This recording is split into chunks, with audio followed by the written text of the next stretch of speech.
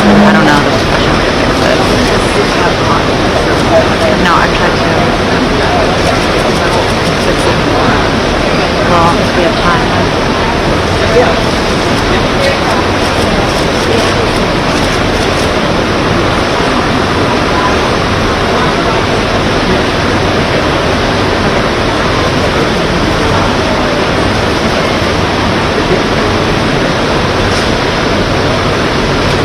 Okay. I think we should go way back. Okay. Yeah. Okay, guys.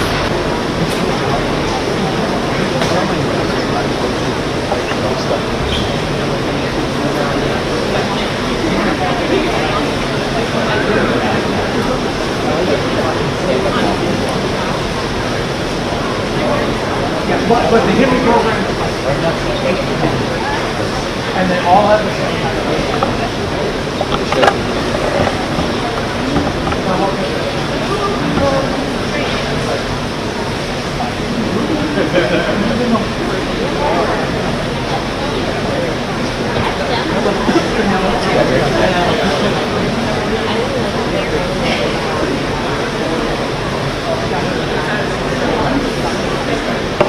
Here's the one we're seeing.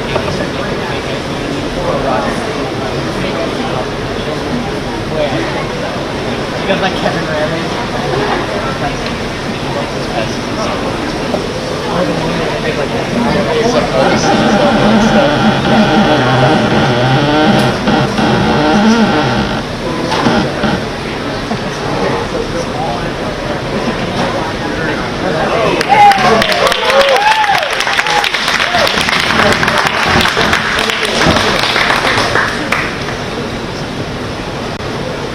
My name is Mike Harding. This is my wife Lee, and our children are out here. Their employee base is sitting in front of you. We thank everybody for coming. We were very honored to be chosen to have Secretary Clinton visit us. We greatly appreciate the stance that she takes on small business, and in talking with her just over the last few minutes, we greatly look forward to what it is that she is willing to do, or willing to look at to help us grow our business. Thank you very much. Thank you so much, Mike and Lee and everybody. I am excited about being here, and I so appreciate what Mike and Lee took their time to tell me about, because this company, which has grown pretty dramatically in the last 2.5 years, is a great example of what it means to be a small business company that then grows and takes advantage of all the opportunities that are available. And I was grateful when I asked both of them, so what would you want me to do, what worked, what didn't work, that they gave me a terrific overview. And just to quickly recap, because I agree with everything they said, they got a lot of help from the SBA twice now. But they agree with me that the SBA is just not doing enough. Its mandate is not big enough. It doesn't include enough continuing help and outreach so that people with good ideas like they had know where to go, kind of a one-stop shop, if you will, to get all the information that they need.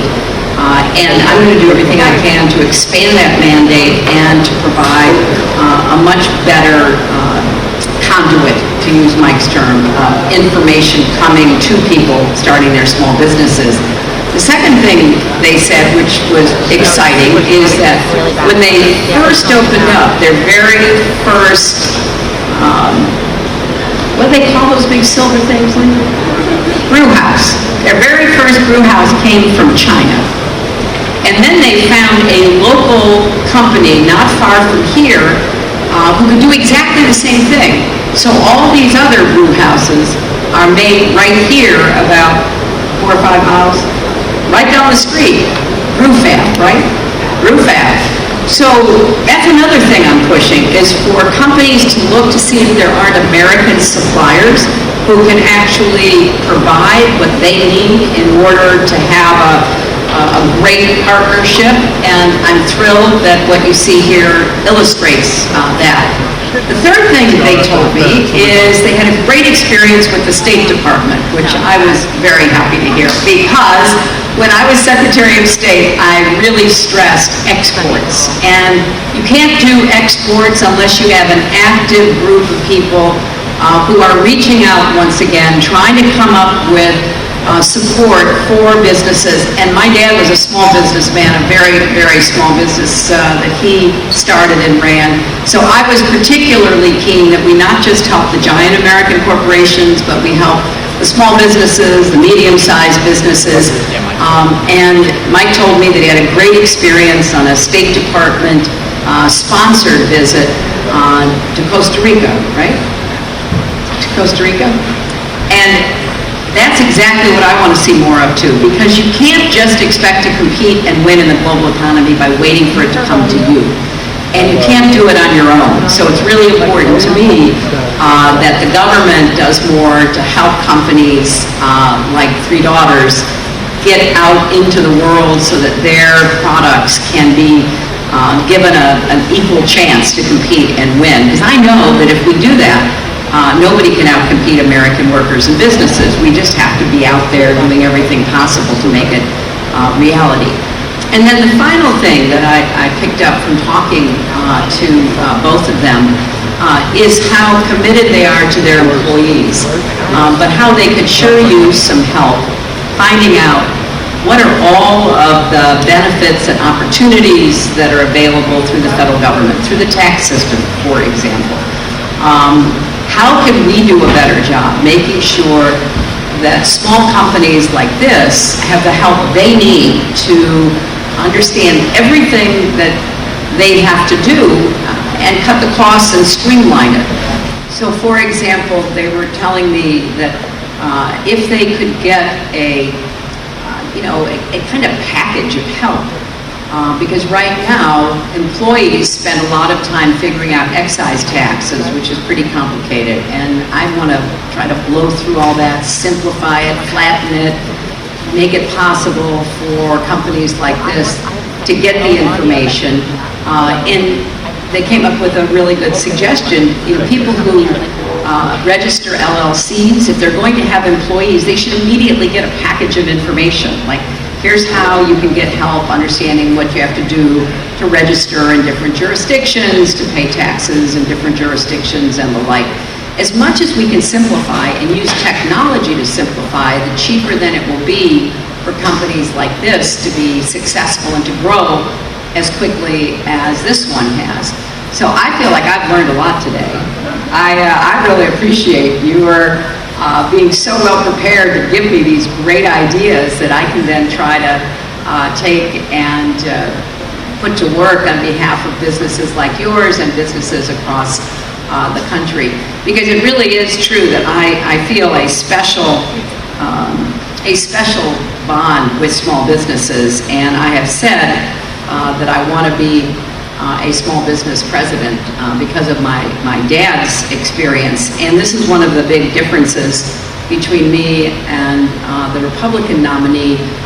My dad worked really hard. He ran a small print plant, so that in a much lower ceiling, darker room, he had long tables that he would roll fabric out on, and then he would take a silk screen and he would do all this by hand. You put the silk screen down, you put the paint in, you take a squeegee, you go from side to side, and then you pick it up and you go down all the way to the end of the long table, then you go to the other table, so that while this table was drying, then you'd come back, and if there was a two-color pattern, you put another silk screen on and you do it all over again. So he worked really hard and made a good living for my mother, my brothers, and me. And that's why I just can't imagine he worked so hard if he had delivered the finished goods to the people who had ordered them, that they would have said, we're not going to pay you. And that's what Trump has done time and time again. It would be like you get a big order from one of his resorts or casinos. That would be pretty exciting here. And people would work really hard, and then they wouldn't pay you. Or maybe they'd say, we're only going to pay you 50 cents or 30 cents on the dollar. I just can't imagine. I know what it would mean to my family, but I can't imagine what it would mean to any family. And in fact, just recently most people who are in that position that I've met who have been stiffed by him, they were told, well, go sue us. Well, people can't afford to sue somebody who hires a bunch of lawyers in order to fight back. It just doesn't make sense. But there was a small mom and pop shop down in South Florida that did sue him because they had helped renovate one of his golf courses, and they knew that if they didn't get paid, it was over for them. They couldn't keep their doors open. So they did sue him, and they got a judgment, and then they even got attorney's fees. So maybe the tide is turning, because I've met painters and plumbers and glass installers and marble installers and architects and piano companies that have been operating under a contract which then was never honored. And the most fundamental thing in our economic system is you make a contract, you make a deal with somebody, you keep your end of the bargain, they keep their end of the bargain. That's how we do business, and that's how we're going to continue to grow small businesses in America. Because I think Mike told me that there are 52 employees, 18 full-time, right? Small businesses create most of the jobs in America. 2/3. So we can't grow the economy if we don't really grow small businesses. And I'm going to do everything I can in this campaign and then in the White House to be a great president for small business and to consult people like Mike and me who can give me firsthand real information about what works and what doesn't work, so that we don't get this big disconnect, where you're trying to do something and it's just not working. And the final thing that Mike said, which I am going to be doing everything I can, is to get healthcare costs down. We've got a lot of people who are insured now because of the Affordable Care Act, but the costs are too high. We need to get prescription drug costs down, and premiums and co-pays and all of the costs, because other companies have told me the very same thing, and so I'm going to be working hard on that as well. So again, let me thank you for having us here. I want to say hello to everybody. Maybe get some pictures if you wanted to, and have a chance if anybody has any other ideas about how we're going to promote and grow small businesses. And again, Lee was telling me about the meaning of the flags here as well, and I bet in a few years you're going to have flags hanging from every part of this ceiling as a real tribute to the people who have served our country, and I greatly appreciate that as well. Thank you all very much.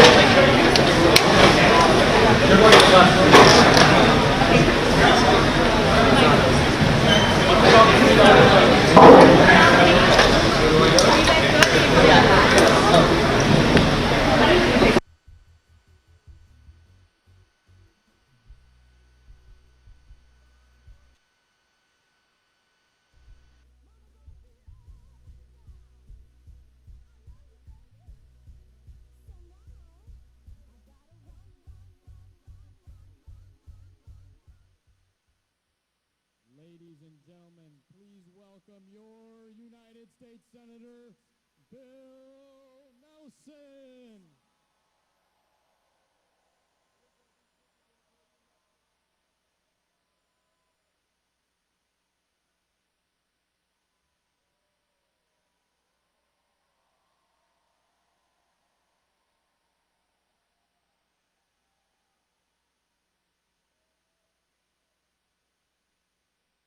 Good evening, Florida.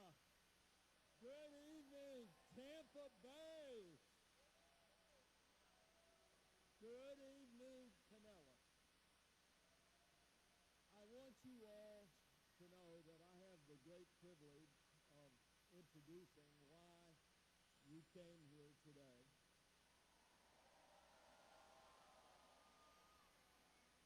On this trip Hillary is going from here to Kissimmee.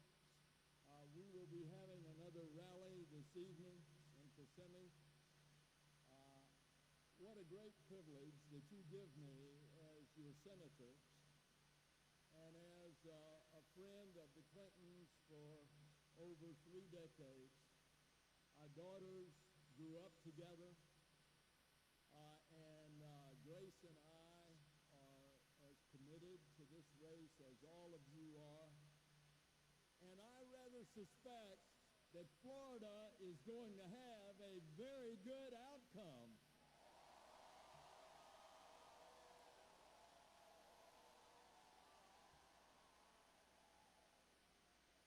Now, let me just tell you a little bit about one of my best friends in the Senate.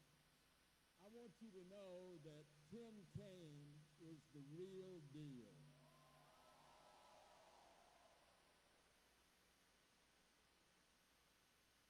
He is so smart. He is so humble. He is a package of everything that you would want in a vice president that has to be there day in and day out by the president's side, never overshadowing the president, but there as a trusted advisor and always prepared. And that's Tim. You get a glimpse into his life that in law school he decided to take a year off, and he became a Catholic missionary down in Honduras. And so that's why you hear him speaking Spanish. Well, muchas gracias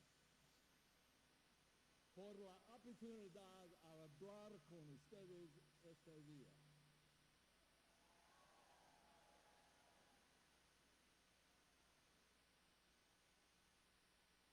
¿Estamos listos por Hillary?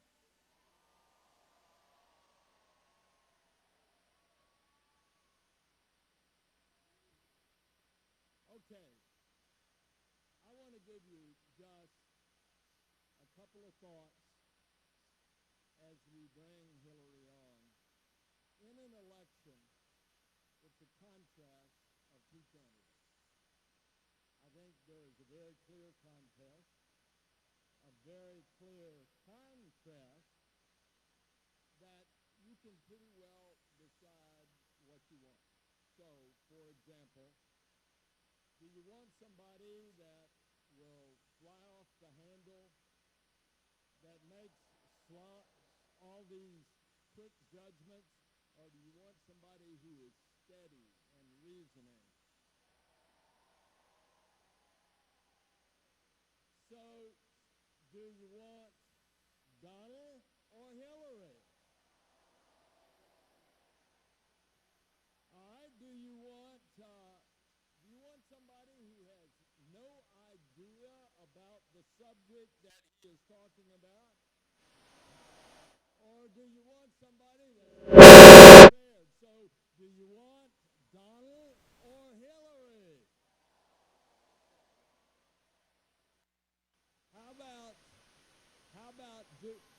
How about do you want somebody that's always trying to divide people, that's trying to separate folks? Or do you want somebody, in addition to being a commander-in-chief, that can be a unifier? Hi all, if you can hear me, I have technical difficulties on my end. So do you want Donald or Hillary? And how about foreign policy? One of the most important things that a president can do, someone who says that he doesn't want to fulfill the commitments of the United States to NATO, one of the strongest alliances on the planet. So do you want somebody who actually has been there as the chief foreign policy negotiator? So do you want Donald or Hillary?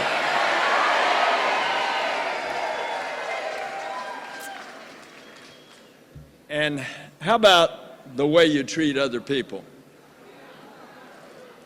How about on one side, the insults, the taunts, the demeaning comments, always running somebody down?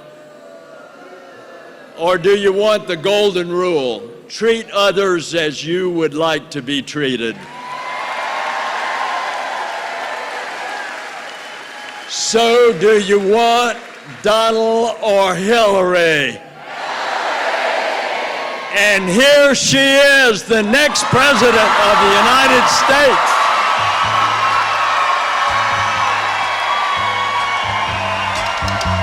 Listen, baby, ain't no mountain high, ain't no valley low, ain't no river wide enough, baby. If you need me, call me, no matter where you are, no matter how far. Don't worry, baby. Just call my name, I'll be there in a hurry. You don't have to worry, 'cause baby, there ain't no mountain high enough, ain't no valley low enough, ain't no river wide enough to keep me from getting to you, baby. Remember the day I set you free. Hello!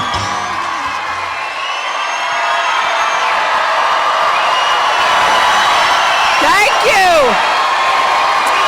Thank you so much! Thank you!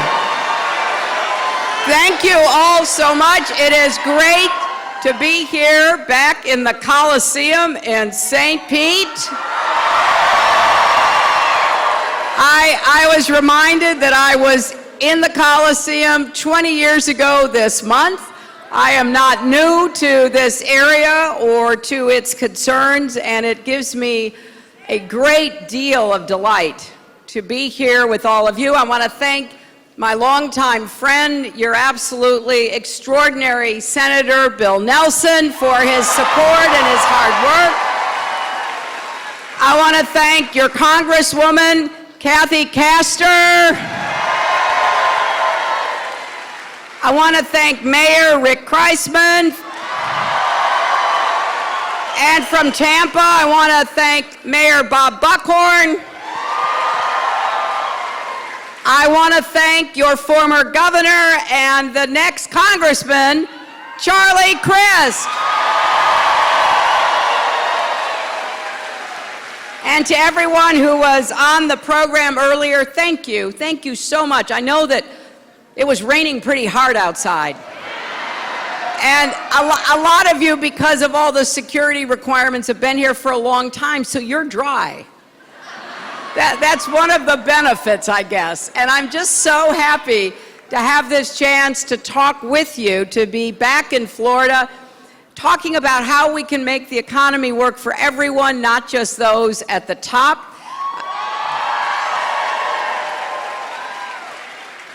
And tomorrow I will be visiting health professionals on the front lines down in Miami who are confronting the Zika challenge, because Washington cannot keep ignoring the needs of the families of Florida. Now, I have been pretty clear in the last months that I want to be the person who helps to create new jobs with rising incomes, and in the first 100 days, I will work with both parties to pass the biggest investment in new jobs since World War II, jobs in manufacturing and clean energy, technology and innovation, jobs in infrastructure. I was talking with Mayor Kreisman, and I said, do you have any problems with this rain? He goes, yeah, I mean, there's been so much rain that we've got, you know, some infrastructure challenges. I hear this all over the country. Our roads, our bridges, our tunnels, our ports, our airports, our water systems, our sewage systems. We've got to put people to work fixing all of that, because that's going to make a big difference. And I also want to put people to work for a new modern electric grid that can actually take and distribute clean renewable energy. And I just have to tell you, I go to, as you might guess, a lot of states. And it's one of the best parts of running for office, particularly for president, because you get to travel around, you get to meet people. And I'm thrilled at what a lot of states are doing to invest in clean energy. You know, you've got a state like Iowa that gets a third of its electricity now from wind. And you've got states like New Jersey and Massachusetts that are really investing in solar energy. And then you've got Florida. And you have a governor who actually put out an edict. I mean, this is hard to believe. A governor who put out an edict directing state employees never to say or write the words climate change. Now, that sounds absurd, which of course it is. But it's also missing a great economic opportunity. Florida could be the center of solar energy in the entire country.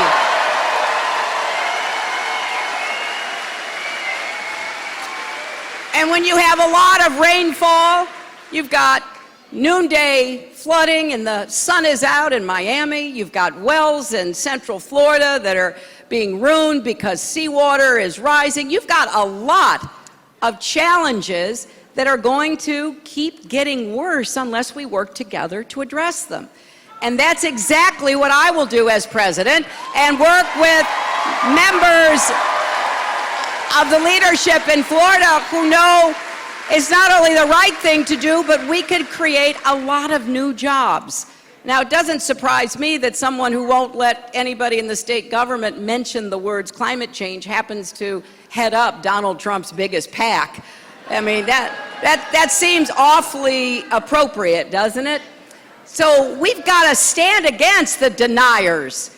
We've got to say, hey, there's not a problem we can't solve in America when we put our minds to it.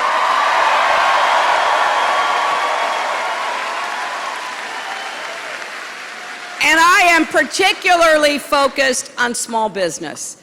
My dad was a small businessman in Chicago, a really, really small business. As I came in, I actually saw a gentleman who used to teach at my high school. So I know that there's a lot of connection between people who were teachers and educators, and I love teachers, and so I thank you for that.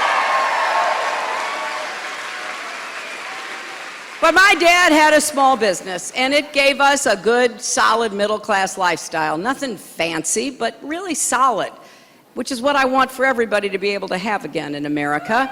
And so my dad, he ran a printing plant. He printed fabrics so they could become draperies. And he had it was a small plant. It was kind of a low-ceilinged, long room, dark. There was no windows in it. It just was a place where you had a big, long table, two of them, and you laid the fabric out. You took the silk screens, you put them down, you put the paint in, you did the squeegee, and you went all the way down. Sometimes I helped him.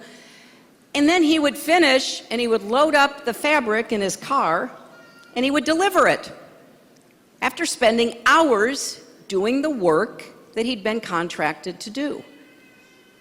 And he would get paid. Contrast that with Donald Trump and how he treats small businesses. It's really outrageous to me that somebody who claims to be so successful has done it by stiffing hardworking Americans.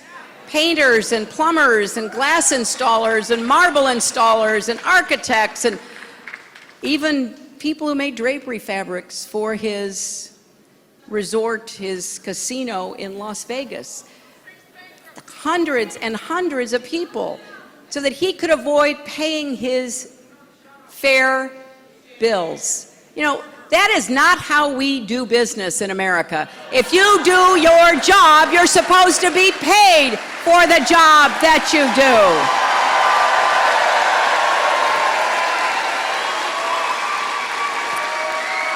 And I was just, before coming here, at Three Daughters Brewing, right here in St. Petersburg. I was so impressed at the couple who started this business. Like everybody I've ever met who started a small business, they took a big risk. They had jobs, but they wanted to do something on their own. So they decided to start a brewery. And now they employ 52 people, 18 of them full-time. They're starting to export their product. And I asked them, what do you need from a president? And they said, look, we need more help. They were really complimentary of the Small Business Administration, but they said they can't help enough people. They've helped us twice. Can you expand the mandate so that more small businesses get that kind of help? They said that they actually were able to source, those great big aluminum steel brew houses that they brew beer in. Their first one they bought from China, and then they said they wanted to look around and see if they could buy them from the United States. They found a company that made them floor blocks away. So now all of their equipment is made here in Florida.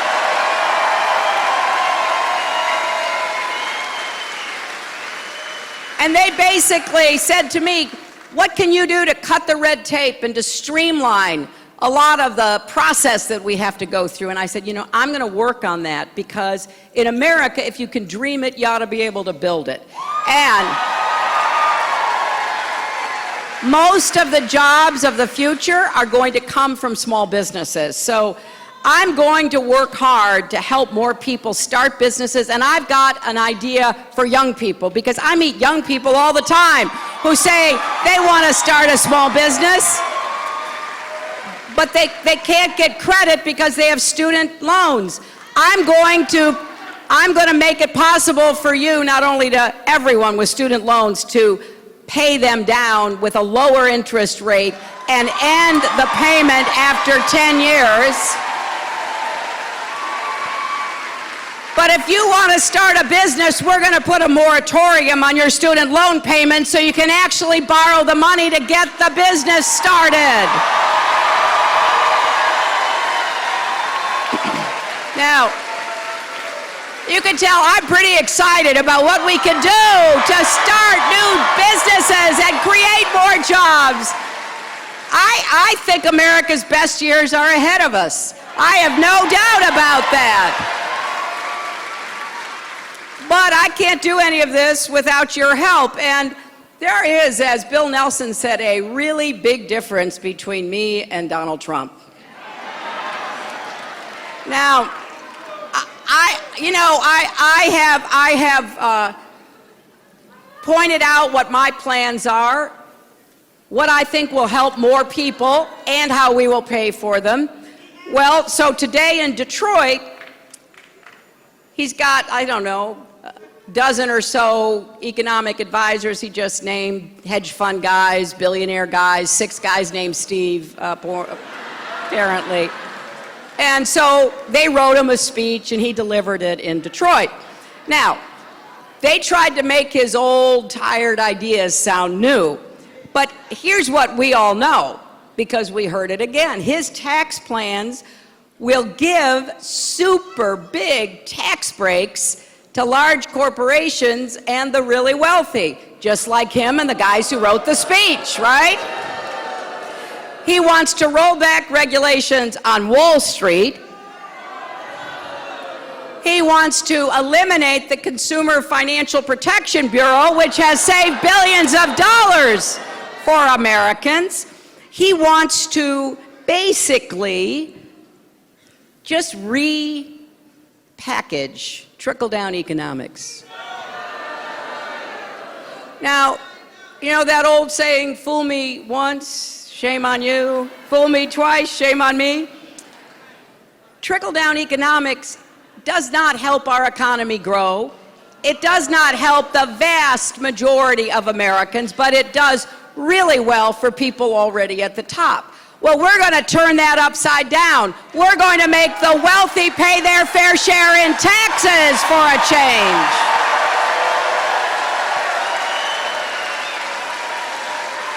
And I have said throughout this campaign, I am not going to raise taxes on the middle class, but with your help, we are going to raise it on the wealthy because that's where the money is.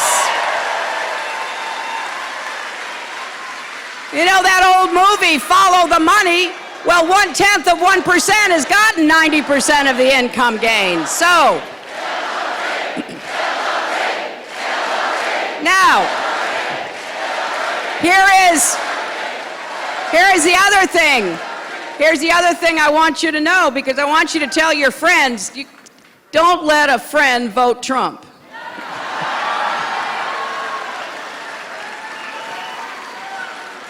So here's the deal. He can't escape the math. Now, you know, math can be kind of inconvenient if it doesn't add up the way you want it to. And economists, left, right, in the middle, all say the same thing, that Trump's policies would throw us into a recession, the last thing we need. He would undermine the growth that we've had since the Great Recession. One independent expert, actually the economist who advised John McCain in 2008, so, you know, not somebody that has any predisposition toward our side, but this economist did a study. He said under Trump's economic plans, we would lose in America 3.5 million jobs. Now, he compared it with what I have proposed, and he said in comparison, my plans would create at least 10 million jobs in the first 4 years for the economy.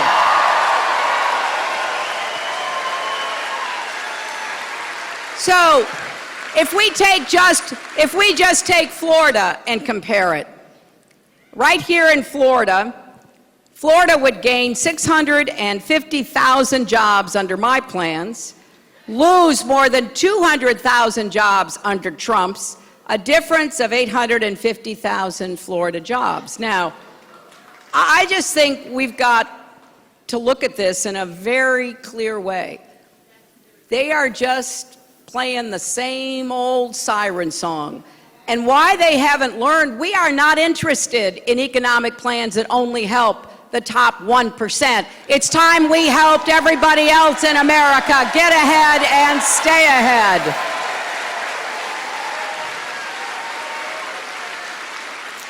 So, you know, it's clear, and a lot of the journalists have written this, that Trump is scrambling to do damage control. That's why he listed those dozen new economic advisors, 3 Wall Street money managers, an oil baron, a former chief economist from one of the banks at the heart of the financial crisis. But this is from a guy who has said he knows more than the generals about ISIS. So he's not only putting our national security at risk, now he's putting our economy at risk. So I got to tell you, people, this is going to be a very important next 3 months. We've got work to do. November 8th, 3 months from today. And don't be fooled. There is no other Donald Trump. What you see is what you get. He is still the same Donald Trump who makes his shirts and his ties overseas instead of in the United States. He is the same Donald Trump who refuses to pay his bills for small businesses and working people. And in fact, he is the same person who can be provoked by a tweet and who takes apparent pleasure in tormenting protesters at his rallies, a reporter with a tough question, even a crying baby and a Gold Star family.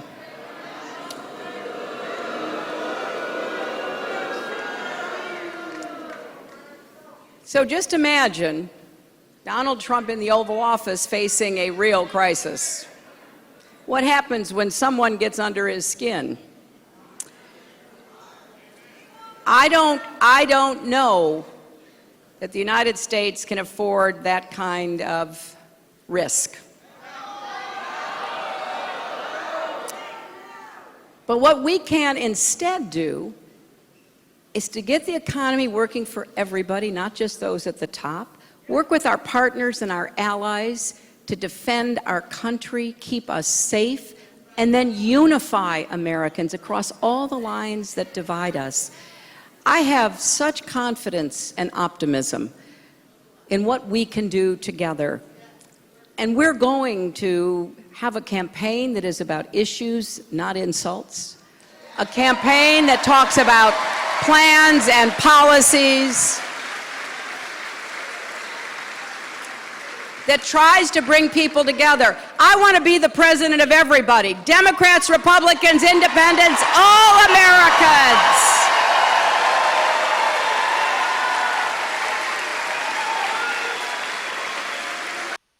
I love this country. So fortunate to have had